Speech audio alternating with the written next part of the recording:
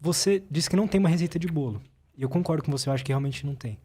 Mas hoje o teu trabalho é tentar ajudar as pessoas a encontrar nesse caminho, né? Uhum. Quando você vai ajudar elas a encontrar esse caminho, o que você olha na vida da pessoa? O que ela precisa olhar, na verdade, assim? Cara, o primeiro passo eu utilizo muito algo chamado jornada do herói, o monomito, que é algo chamado um arquétipo narrativo. Seria toda a história contada quase que da mesma forma. Não é uma receita de bolo, mas ela segue uma forma, entende? Por exemplo, existe por que a receita de bolo, né? Só usando essa figura de linguagem. Bom, independente do bolo que você quiser montar, seja de morango, chocolate, de qualquer coisa, vai precisar colocar ele numa forma. Então, para ele ter forma de bolo, né? E essa forma a forma da vida seria essa jornada do herói, essa jornada arquetípica, narrativa. Então, todos nós recebemos um chamado, tendemos a recusar esse chamado. Estamos no mundo comum, recebemos um chamado, tendemos a recusar esse chamado, encontramos com alguém que aceitou um chamado parecido, nos inspiramos nessa pessoa, começamos a ir atrás do nosso chamado, até nós começarmos a servir de exemplo para outras pessoas, né? Isso acontece. Então, geralmente, eu tento ajudar as pessoas a entenderem o chamado individual delas. No sentido de que, cara, do que você gosta? Quais pessoas que você admira de fato? Ou quais pessoas que você inveja? Por que você inveja? A inveja é um mecanismo muito bom para você entender o teu próprio chamado, sabe? Isso é muito interessante, cara. Que a gente tende a não olhar para a inveja. E a inveja é um elemento muito bom para que você entenda quem você é. Porque se você inveja algo no outro, tem algo teu no outro também. Algo que você busca em ti, mas que o outro já alcançou. Sabe? Você inveja que ele conseguiu trilhar um caminho que você gostaria de ter trilhado. São caminhos diferentes, mas ele trilhou algo parecido com o que você busca.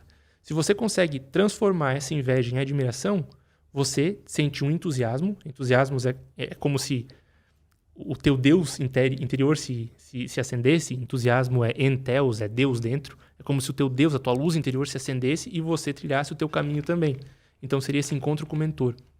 Geralmente o primeiro encontro com o mentor que a gente tem é por meio da inveja. Por que você inveja esse cara? O que ele alcançou que você gostaria de ter alcançado também? O que ele fez que você gostaria de ter feito?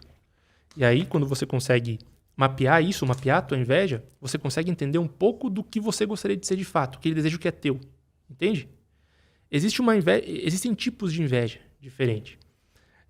Uma coisa eu tenho inveja do seu carro, outra coisa eu tenho inveja da sua vida, do que você fez, da sua coragem. Cara, a inveja da coragem é uma coisa... É essa inveja. É esse elemento de inveja, entende? Quando você consegue entender que você sente inveja da coragem do outro, você consegue entender que, poxa, ele foi na frente e trilhou um caminho. Então, se eu sinto inveja do caminho que ele trilhou. Caralho. Entende? Eu sinto inveja do caminho que ele trilhou e eu gostaria de trilhar esse caminho. Ok, consigo entender um pouco de um chamado que eu tenho, mas que estou recusando. Quando você consegue entender esse chamado, você percorre toda a tua jornada individual. Então, o mapeamento da inveja, fugir um pouco aqui, mas o mapeamento da inveja, cara, é uma das ferramentas incríveis assim, que você pode usar terapeuticamente ou até mesmo você com você tentar destrinchar do porquê você inveja tal pessoa. Só que é muito difícil, tem que ser sincero contigo mesmo. Nossa, isso é foda. Porque é desconfortável pra caralho, né? Sim, é muito desconfortável. É você descer. Isso é foda, porque do mito de Hércules. Você precisa domar o teu ego pra olhar pra dentro de ti mais uma vez e descer no teu inferno particular. O que é o inferno particular? Caralho, eu sou invejoso.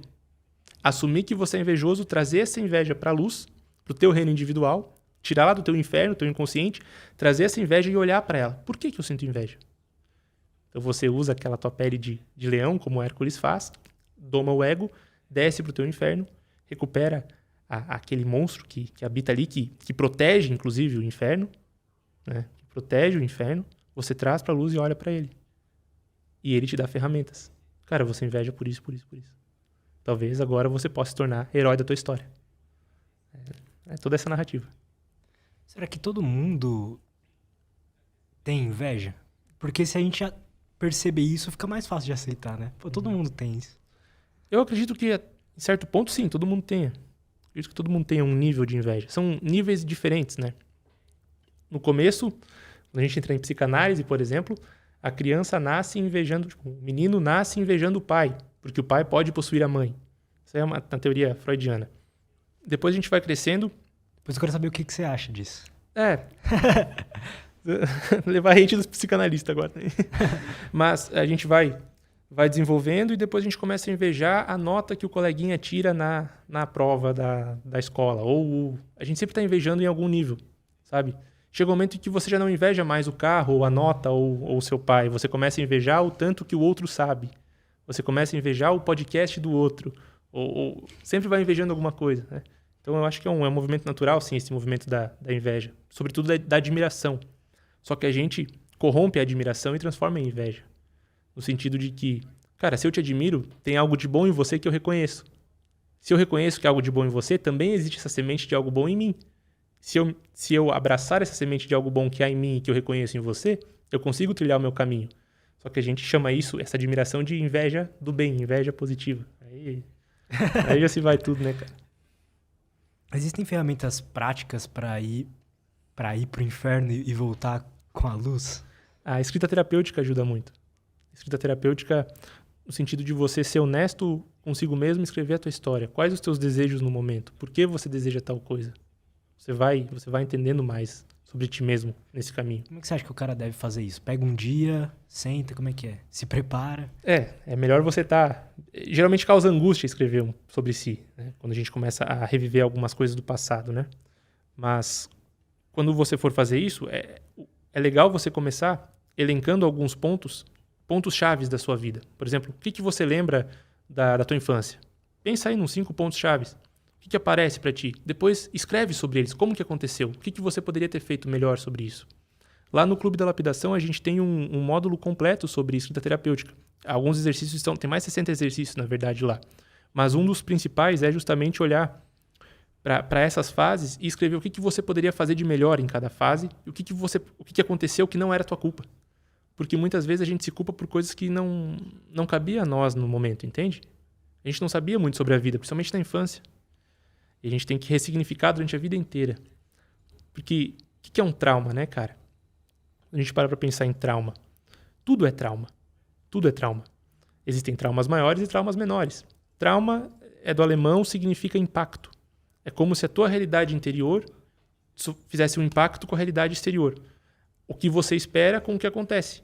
Então, você moldou a tua expectativa, os estoicos falam muito sobre isso, né? Você molda a tua expectativa sobre algo e esse algo não acontece ou acontece de maneira diferente do que você esperava. Podem ter diversos níveis de trauma, no sentido de que as nossas férias em família vão ser incríveis. A gente vai pro litoral. Beleza, o carro bateu, seu pai morreu. Sacou? Trauma. Trauma incrível. Você vai carregar esse trauma pra vida inteira e vai desenvolver medo de dirigir, por exemplo. É um trauma. Mas agora um trauma menor. Poxa, talvez se eu me declarar para ela vai gostar de mim. Você se declara, ela fala que não, sai fora. É um trauma menor, mas também te dá medo, entende? Tudo isso acontece. Um trauma de que, caramba, eu vou vir no podcast e vou conseguir falar o que eu gostaria de falar. Não acontece. Eu me sinto triste depois porque a realidade se manifestou de uma maneira diferente do que eu esperava. Eu sinto isso toda hora com o podcast, porque antes eu fico pensando, pô, como é que eu vou falar e tal, não sei o quê. E não toda hora, assim, mas muitas vezes eu depois fico pensando, pô, eu poderia ter feito tal coisa, poderia ter, né?